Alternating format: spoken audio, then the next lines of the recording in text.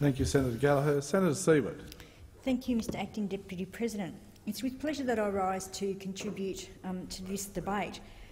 Issues around diabetes are very dear to my heart, and an issue that I've worked on extensively in this chamber, particularly as diabetes relates to Aboriginal and Torres Strait Islander peoples, because we know that they are in fact disproportionately affected by particularly some of the end-stage kidney diseases that are related to diabetes, and I'm also very passionate about issues for young people with juvenile diabetes. It's an issue that we all need to be paying attention to. And the fact that this bill is being debated will highlight the issue extensively, and I do congratulate Senator Muir for taking up this issue. This debate helps to bring this very important issue to national attention, and particularly to the attention of the government, so that they know that there's a lot of public pressure and commitment from many of us in this chamber to actually addressing this issue. We know diabetes is recognised as a national health priority due to its significant contribution to the burden of chronic illness in this country, and it is a very significant chronic illness, and it is, as I said, a significant contributor. Australia has, unfortunately, one of the highest rates in the world of type 1 diabetes, with over 130,000 Australians living with its effects. It is the fastest growing chronic disease in Australian children. There is much that can be done to manage in the management of type 1 diabetes that would prevent serious consequences from progression of the illness, and there are new techniques that can help to avoid hospitalisation and debilitating or even life-threatening events. And part of those developments that are there is because of the ongoing advocacy on this issue. Many of these management approaches and technologies would relieve the considerable stress on people with diabetes and their families and save money in the acute aspects of the budget. As with most things in health, prevention, early intervention and good management is better all round for patients, for their families and for the health system. Senator Muir's bill would provide an automatic issue healthcare card to those who suffer from diabetes mellitus, and I apologise if I pronounced that wrong. I usually just use the diabetes type 1 common name, who meet a means test up to $176,000 for a member of a couple or $88,000 for an individual.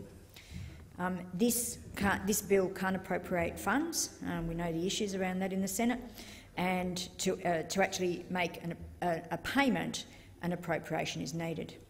The bill would introduce, in fact, what the bill does is introduce an anomaly into the concession card arrangements, providing concessions, I should say, for those with a specific health condition.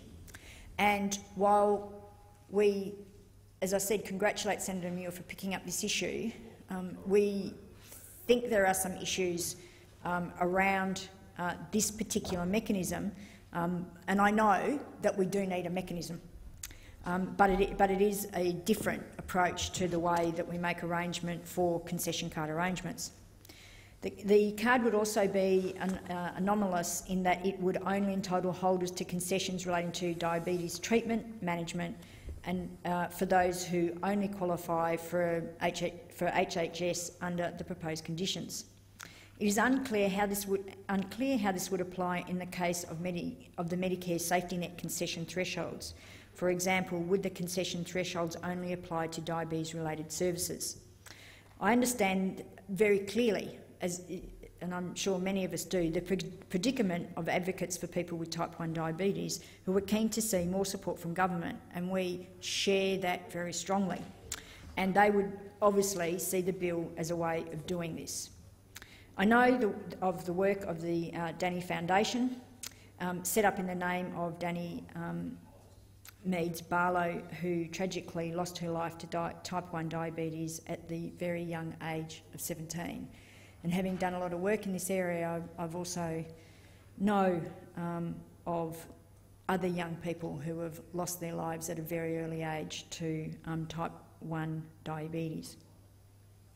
I'm aware of the Danny Foundation's submission seeking a program to subsidise 4,000 continuous glucose monitor sensors for high-risk children and adolescents with type 1 diabetes who have impaired awareness of the warning symptoms of severe hypoglycemia, yet can be protected from seizure, coma and potential death through these CGM sensors, hence their importance. I also believe that they would be happy with other strategies such as funding through the National Diabetes Services Scheme, known as the NDSS. I understand that Minister Lay's office are looking at whether they can add new devices to the NDSS, but as usual, they are under financial pressure. Of course, we believe that we need to be putting more effort into making sure that people have access to this vital equipment. Much like the rest of the world, Australia's health system is facing rising costs and uneven quality. The system is also facing rising public expectations for new treatments and technologies to be made available as they come to our attention. And of course, we're seeing that the health system, people with expertise in this area of new treatment and technologies doing more and more work, and we're seeing more and more advances, and the health system has been slow to adopt some of these. Sorry, I should correct that. The health system adopts the technologies, but the bureaucracy of the health system has been slow to figure out ways to which they can respond to these new technologies and funding for these new technologies and advancements. There is a relentless public debate about the state of the government's finances. The debate shifts from fiscal crisis to a crisis in growth or productivity at the government's political convenience. So we have this conundrum of rising health costs, a pipeline of innovation, rising expectations, growing inequality and a paralysis on revenue generation. The Greens believe that health spending is a reflection of our values. It's a choice. It should not be seen as a drag on our economy. Better health outcomes are good for labour force participation, for productivity, for families and, of course, for our well-being. And we know from the now extensive literature on the social determinants of health that poor health outcomes does have a significant impact, and we know that inequality has an impact on our health. The Greens have the courage and the vision to see that we need to spend more on our health rather than less. We have a suite of tax reform measures that will generate additional revenue, that do this in a fair way, that direct investment towards more productive areas of the economy, and in doing so enable us to make better choices about how to use our collective wealth. Just this morning, we released costings from the Parliamentary Budget Office that show we can raise an additional $4.1 billion over the forward estimates from making the deficit levy permanent and introducing a new marginal tax rate for the people who earn over $1 million a year. That kind of money can be helping to pay for vital health care, education and infrastructure. There are choices that the government could be making. I'm not saying that there is no need for improvement in our health funding. We can always be more efficient. We should target our spending better, but we are a wealthy country and we can afford to deliver better quality health care for all. On balance, the reform to the social... We are concerned that this particular measure to amend the Social Security Act is rather clunky, and it creates a precedent for a single health issue but can't actually appropriate funds to cover the costs. And for this reason, we have some concerns, serious concerns about the bill. We have a single health issue here. I also work in a number of other areas that address issues around health. And do we then start addressing this issue through making the same sort of concession for each particular health issue? and chronic condition, because we know we have a lot. And that's not at all to say that we shouldn't be addressing, and I've just articulated some of the ways that we could be addressing some other ways that we could be addressing this particular issue, because we are very committed to making sure that we are helping those with type 1 diabetes.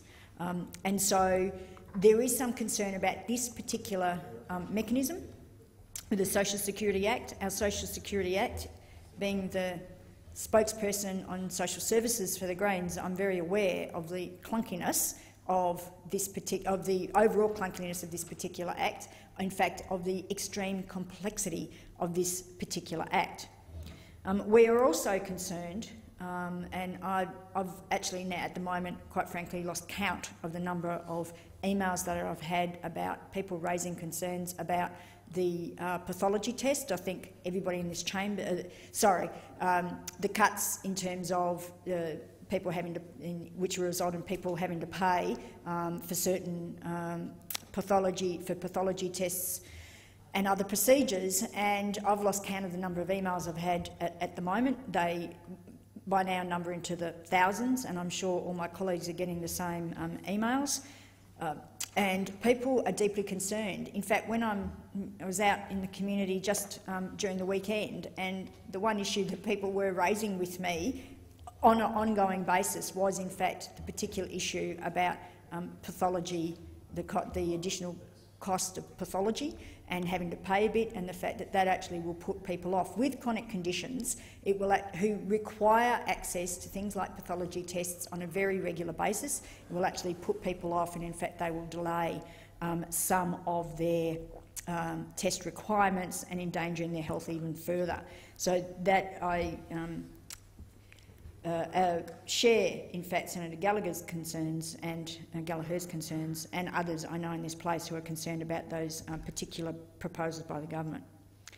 We do add the voice of the Australian Greens to be calling on the government for action to ensure vital healthcare and health technologies with proven benefits and safety make it to Australians in a timely and efficient manner. Once again, I do think that these measures has enabled us to have this debate and to provoke, hopefully, the government into taking this issue seriously. Having said that, Mr Deputy Chair, I seek leave to continue my remarks. Is leave granted?